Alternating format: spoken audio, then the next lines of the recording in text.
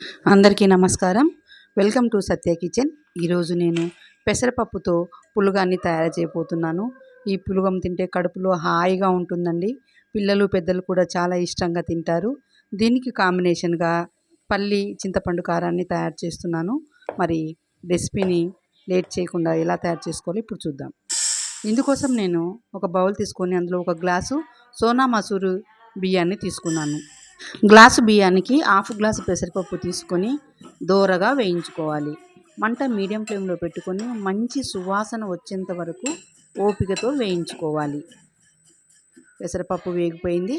ఇప్పుడు మనము బియ్యం వేసుకున్నటువంటి బౌల్లో వేసుకోవాలి. ఫ్రెండ్స్, మొదటిసారి నా ఛానల్ చూస్తున్నట్లయితే ప్లీజ్ సబ్స్క్రైబ్ చేసుకోండి.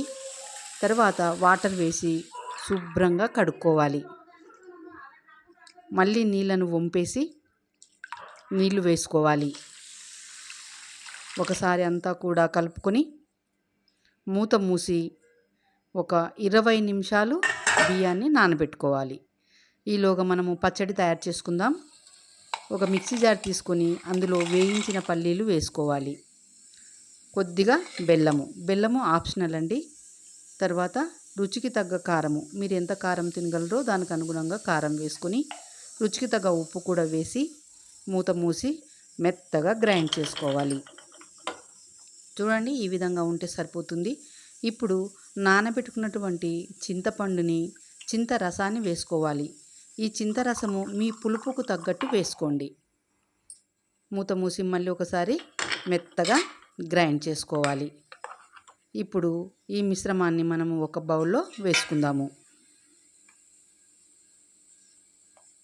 మీరు కావాలంటే పోపు పెట్టుకోవచ్చండి. నేను ఇక్కడ పోపు ఏమి వేయడం లేదు. తర్వాత ఉల్లిపాయలు వేసి ఒకసారి కలుపుకుంటే చట్నీ రెడీ.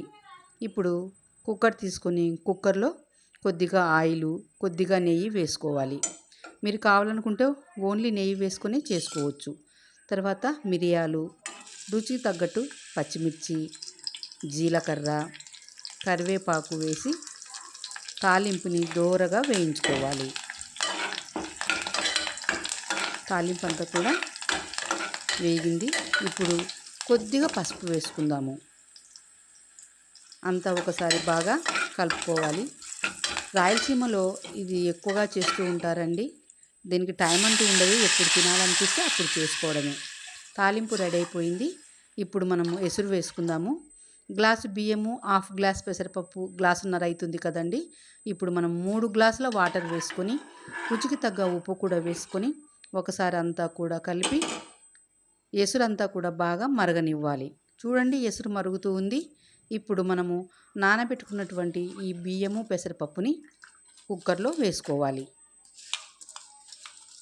సింపుల్ రెసిపీ అండి, త్వరగా అయిపోతుంది. టేస్ట్ మాత్రం అదిరిపోతుంది. అంతా ఒకసారి ఈ విధంగా కలుపుకోవాలి. తర్వాత కుక్కర్ మూత పెట్టి 3 విజిల్స్ రానివ్వాలి. ఈ రైస్ మరీ మెత్తగా ఉండకూడదు, మరీ పొడి పొడిగా ఉండకూడదండి. మీడియంగా ఉంటేనే టేస్ట్ బాగుంటుంది. చూద్దాం, 3 విజిల్స్ వచ్చాయి. మంచి స్మెల్తో గుమగుమలాడుతూ మూంగ్ దాల్ రైస్ రెడీ అయిపోయింది.